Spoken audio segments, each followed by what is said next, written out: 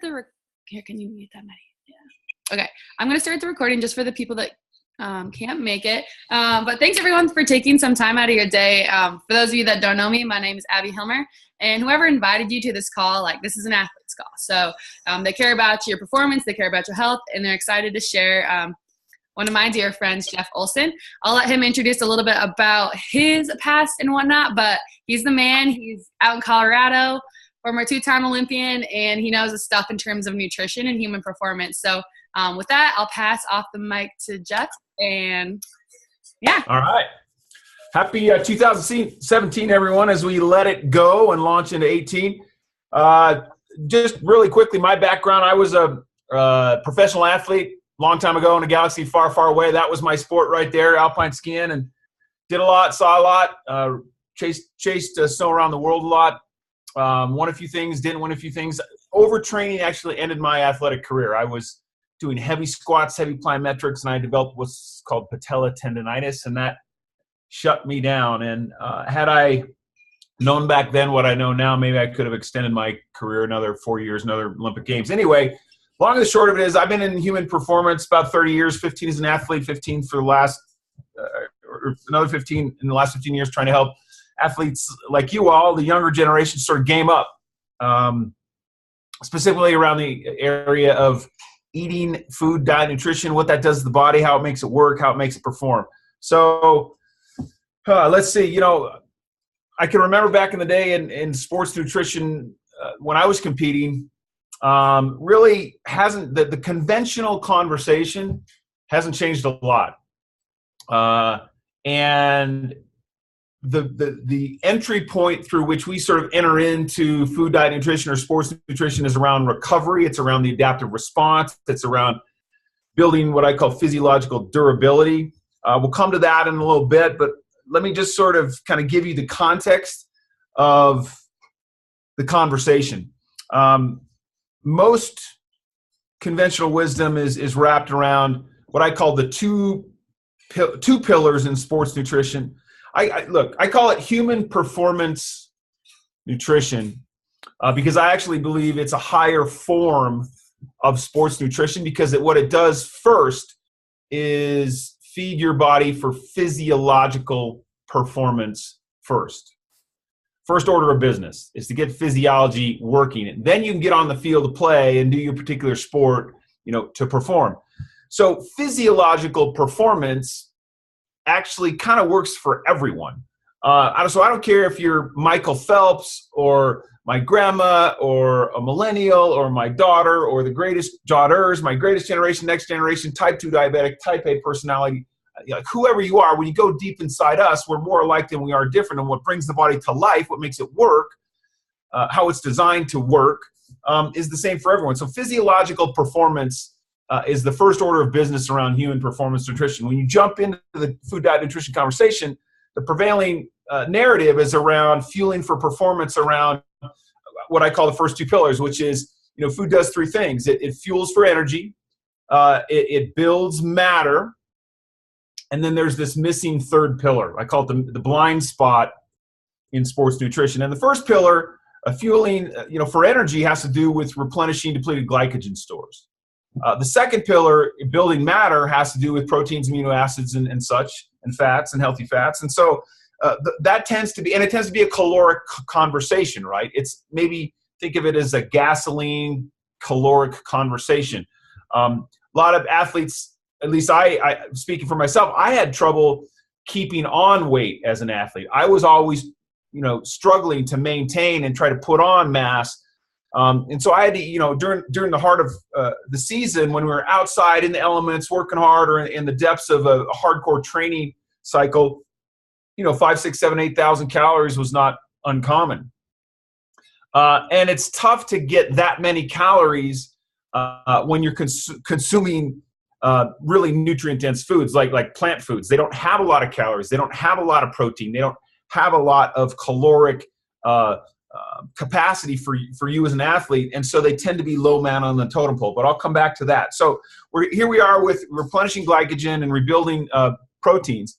But this third pillar is really what I think is helping pull sports nutrition into the 21st century from an applied science standpoint, the trains really left the station, and now it's kind of up to all of us who kind of know this stuff to sort of pay it forward and get the masses of athletic sort of, we're all creatures of habit. We tend to come in with, a way of, an understanding, but getting athletes to catch up to this conversation is really one of the things that I feel a greater sense of fulfillment around. So thanks for coming in and tuning in tonight.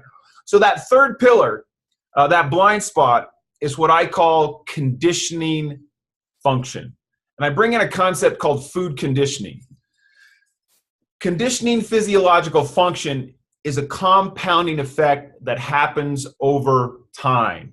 Food, good food, great food, does things for the body over time. Drugs, doping in Olympic sport, that does things to the body. It's pharmacological, and it has a pharmacological drug effect. But food does things for the body, but it plays out over time.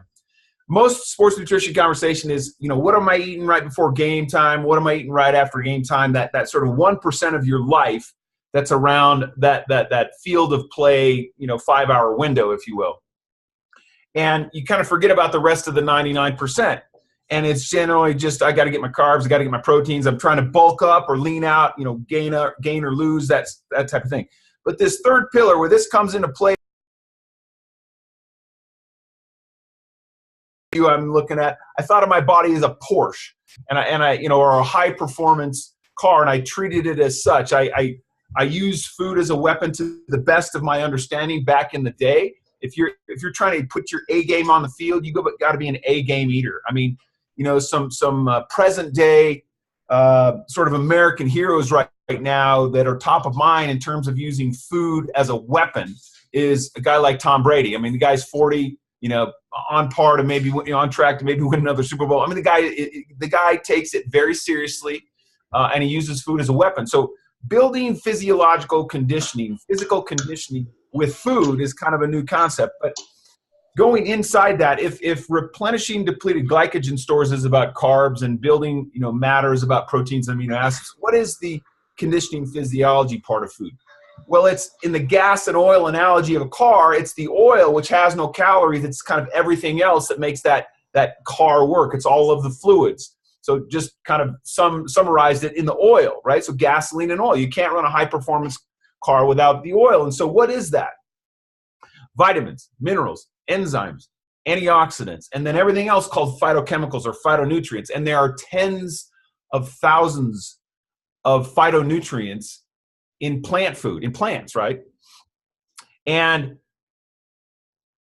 what all of that that chemistry does in food, that biochemistry does in food, is get inside us and provide just-in-time delivery of tens of thousands of the right molecules, and your body's really smart to pick and choose and figure out what it needs, kind of just-in-time inventory to do things to the body. And what it does to the body, I kind of compartmentalize into 3 quadrants. It activates things in your body, it modulates things in your body, and it protects things in your body.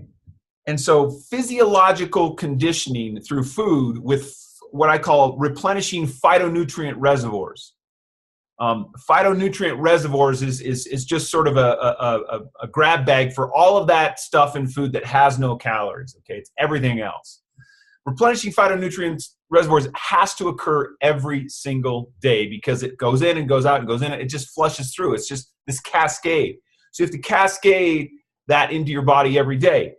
The challenge for athletes is, the recommended federal minimum for Joe and Jane Dilbert cubicle average, Jane Doe and Joe average is 7 servings a day of produce for women, 9 servings a day of produce for men. If you are an athlete, if you are off the couch, if you are doing stuff, it is double digit. So I don't know a lot of athletes that can do that every day because it doesn't service that caloric requirement of their need for calories. And so they're kind of low man on the totem pole. I'll come back to how we've got some tools that can help bridge that gap. But back to kind of the activation, the modulation, and the protection. Let me give you some examples of how physiological conditioning with the oil or the phytonutrient reservoirs every day, compounded over time, does things to the body. It may not do anything in a day or in a week or even a month, but if you get in the gym and you just stay the course and you practice your craft on the pitch or on the court, you get a year later from where you started, and there's a compounding effect that begins to take shape. You become unconsciously competent with skills in your craft. Same with the cells in our body. We condition it with great food. It starts to begin to condition at a molecular level to be able to stand and deliver versus crash and burn. So how does a good cell that's working go bad? How does a good cell stand and deliver, or how does it crash and burn? So whatever cell in your body, your lung cells, your liver cells, your eye cells, your muscle cells, your heart cells, all of those cells at the end of the day have to do their job and perform. So physiological performance first. Let me tell you what I mean by that. Athletes beat their body down, and they break tissue down. They break, that breaking process in the gym or on the court, that training and conditioning physicality of it tears the body down. And when you go to sleep at night, and heavy REM comes in, when you're in heavy REM, human growth hormone comes out to play, and then the human growth hormone interacts with all the biochemistry of the food that you just consumed that day, and you recreate yourself, right? You rejuvenate, you restore, you replenish, and you recover. And recovery is where human performance happens. It's where those gains actually, you adapt. The adaptive response, that's where you adapt up. You physiologically recreate yourself up. So inflammation and oxidative damage in that tear down process comes into play for athletes. When you're beating your body hard, you have kind of a systemic inflammatory response. It's not a big inflammation like a big blunt trauma or something where you swell up, but it's a tiny little inflammatory response inside your body. You really can't see it, touch it, and taste it or feel it. Doesn't mean it's not going on when you tear down tissue inside your body. On top of inflammation can trigger more oxidative stress, which are unstable molecules, if you want to think of them that way, that when we combust, if you think of that, that's a fake fire, but if you think of a fire, the sparks busting off of a campfire, those little sparks, think of those as free radicals. And when those sparks hit a cell or hit your jeans or hit your coat, it pockmarks the cell. And free radical proliferation in athletes is a little bit higher. So between inflammation and oxidative stress, what we want to do is come in and protect the damage that can occur from those things. So from a protection standpoint, how we do that is with antioxidants, with phytonutrients, with vitamins and minerals and enzymes that come in and reduce inflammation, reduce oxidative damage. And the only place you can get that is from plants. And so what that allows you to do, how that comes out externally, is you bang your body hard in a training regimen, during the day, and you go to bed exhausted, and you wake up the next day and you're ready to go. You're ready to hit it again. So how do we help athletes take 2 steps forward and not 1 step back? Very common. I see this all the time. Athletes train really, really, really, really hard, and then they plateau, or they bonk, or they have a little struggle, or they break down, and they take that 1 step back. So how do we help athletes stop from taking 1 step back? Modulation. So that's kind of the protection, just a sneak peek into the protection side of what nutrient-dense foods, plant matter can do for the body. Modulation, your immune system, 90% of it resides in your gastrointestinal tract. It is a long laundry list of athletes training for the Super Bowl, the Tour de France, the Olympic Games, the NBA championships. Pick your sport, I don't care what it is, that, a week, a month, heading into at the Olympic Village, they got taken out by common cold, common bug, flu, puking, diarrhea, just sick, right? Your immunity has to modulate. It has to be in this really smart zone. Can't be too jacked, autoimmune kind of hyperactivity, and it can't be too low. Hardcore endurance athletes have a really fragile immune system because their chemistry changes when you're in hardcore endurance. Your biochemistry changes. So immunity, modulating, activating.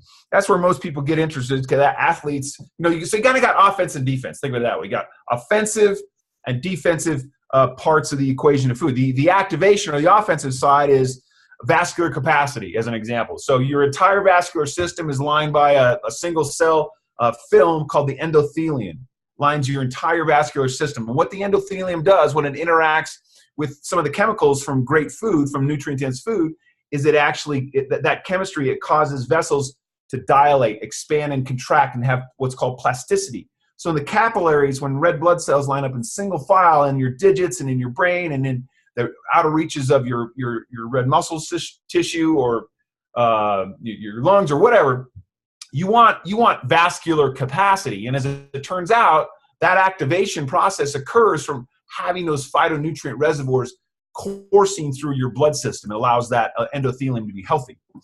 And the science is very clear on that. Another kind of example of activation, and then I'll kind of wrap up this part of it, is the preservation of mitochondrial density. Some people think that is a protection conversation, but how it plays out in the body, preserving what's called mitochondrial density actually allows you to maximize and sustain energy output.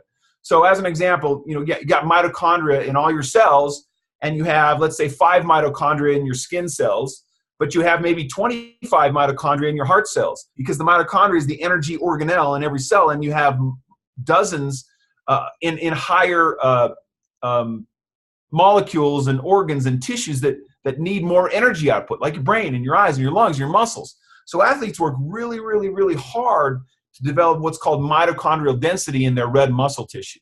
Just means they have more energy output in that muscle. That muscle can fire a molecule. You train it from 10 mitochondria in that cell to 20 mitochondria in that cell. You've doubled the energy output in that cell. That makes you, stronger anaerobically or power or aerobically. So how do you preserve that gain that you've achieved? Here's the problem with the mitochondria. It's a very fragile organelle. It's right at the point of combustion where energy is created, like that fire, that moment where energy is created, free radicals and oxidative stress, and they're kind of the frontline foot soldiers that can be taken out and damaged and degraded by free radical proliferation. So the preservation of mitochondrial density turns into an activation of your ability to sustain and maximize energy output. So I can kind of go on and on, but kind of in summary, all this allows your body to do then is be physiologically durable.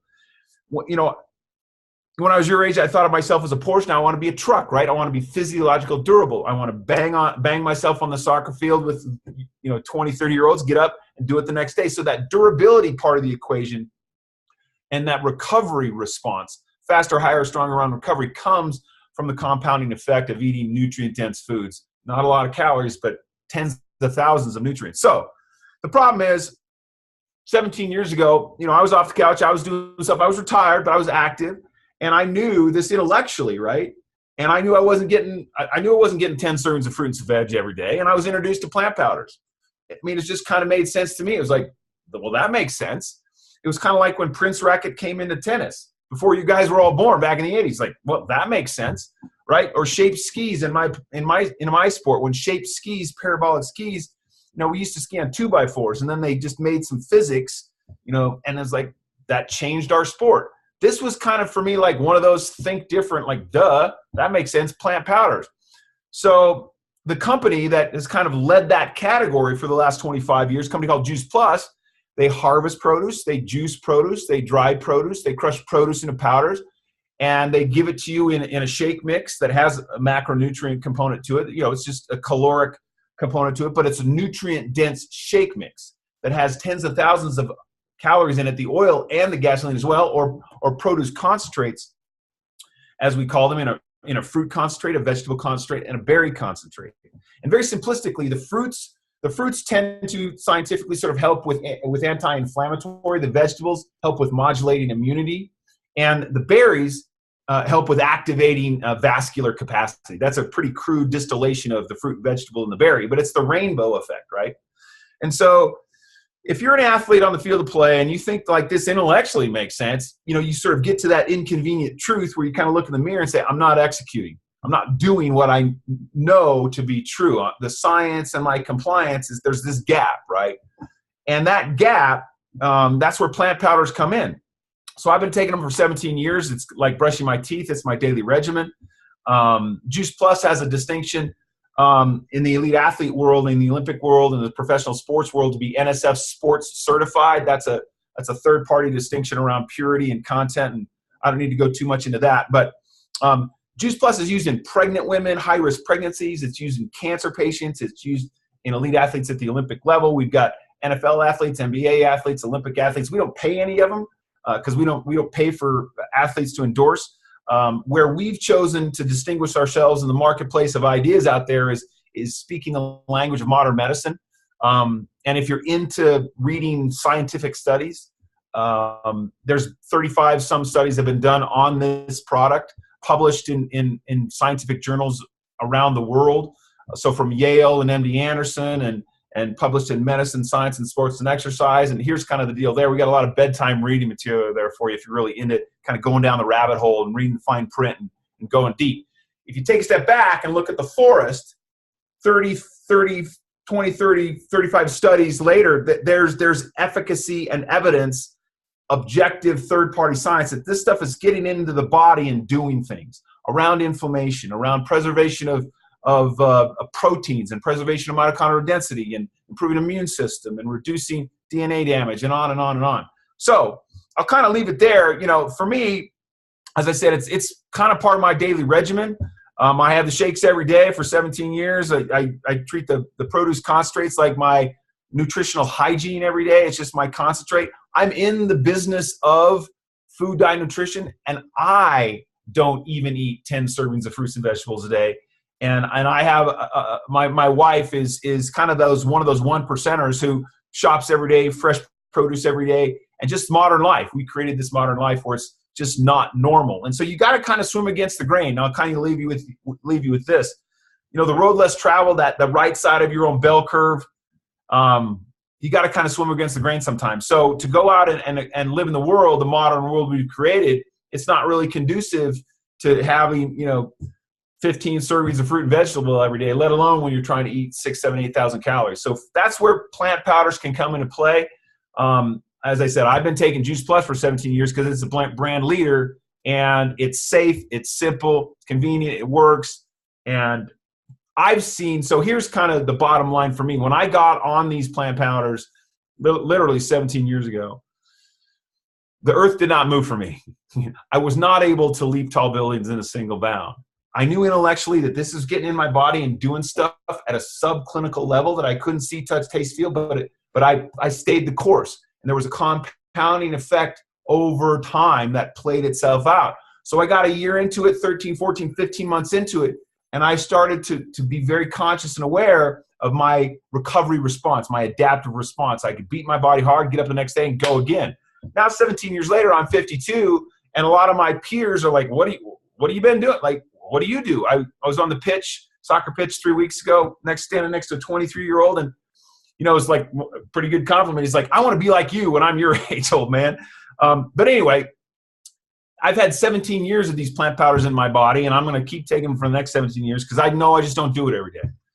So I'll kind of leave it there. I'll post a link up in the chat room here that kind of recap that re-distills or re-says kind of what I've just said. If you want to go back in to the chat room here and find this link, it's just kind of what I just said, and you can go back and read it on your own time. So, Jeff, I have 2 questions for you before we end this call tonight. Yeah. First one, so just like me, soccer was my sport, and it just took like some time for me to like make sense of. It's very simple, but I overcomplicate it. And a lot of my teammates too, they're like, well, isn't this the same thing as like a multivitamin? And I thought that too. So I guess just as a distinction between those two, if you wanted to elaborate just a little bit on that. Great question. That's a really good question. If you were to imagine you took a big tub of kale, juiced it in a Vitamix, and then literally removed the water, what would be left? Just think of any fruit or vegetable: papaya, apple, kale, tomato, broccoli.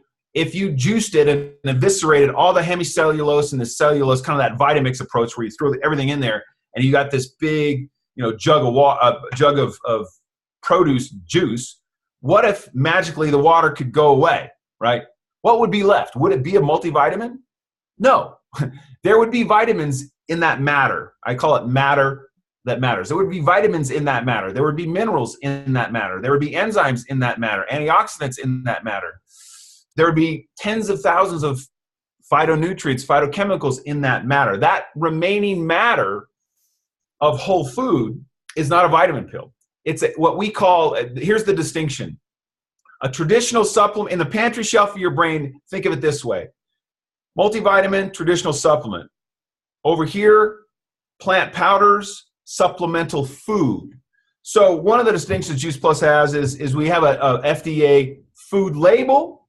It's called Nutrition Facts versus on every supplement that the FDA is a kind of a cocktail of molecules, which is the multivitamin, like 30 molecules. It'll have a supplement facts label.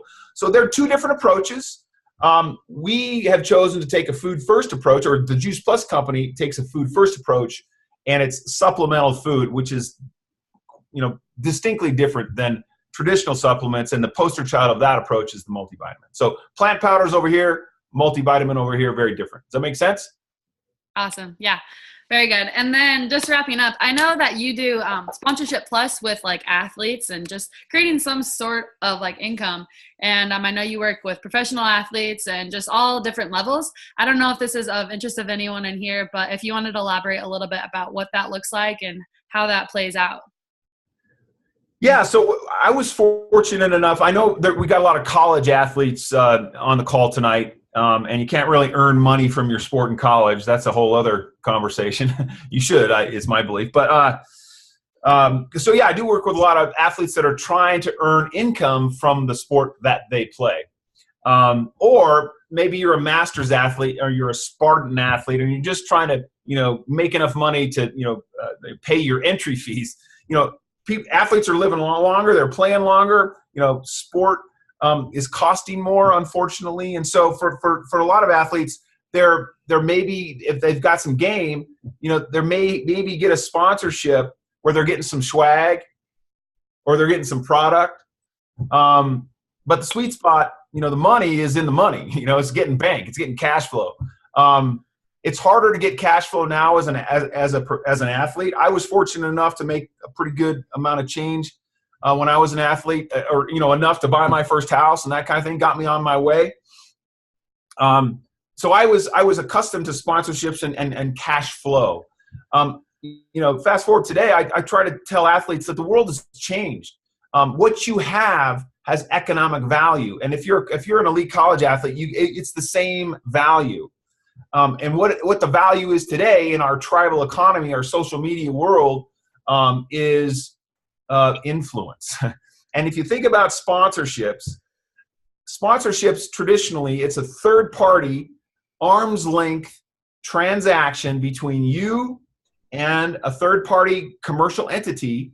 And they basically, what they do, if you think about it, they rent your influence for a period of time. They pay you a fee. And then for that little fee that they're renting your influence, then they take your eyeballs and your social media reach, your Instagram following, and they market and promote their products.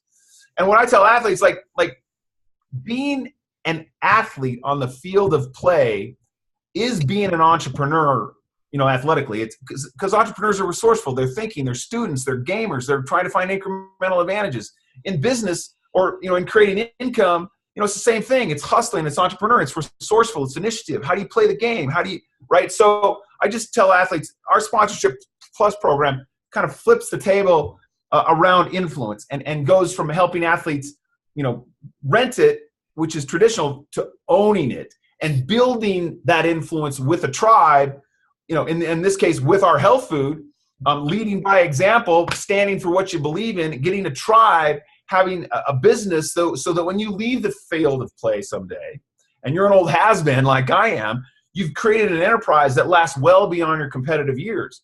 So, I think of entrepreneurs as athletes in the business world. So we try to help athletes kind of reshape their mindset into the next part of their career after they are done competing. And a lot of athletes that we have are competing today, earning extra income on the side to help them keep on and do their sport. So if you want to learn more about our Sponsorship Plus program, I'll just go ahead and put the link I'll put the link in the chat room here as well. And any more questions, Abby? I'm done with questions. If there's anyone that wants to unmute themselves, you have Jeff here, and he can answer your question. interrupt me. If not, I guess just reach out to the person that invited you to this and ask them questions. Like, this is stuff as athletes and even just like any day person should value. Like Jeff said, like, you know, this in your face is staring you in the face. So ask questions, see like what's out there. And yeah, thank you for taking some time out of your day or out of your night, I guess. And enjoy the rest of your evening. So thank you, everyone. Happy New Year, everyone. We'll see you in 218. Take care. Take care.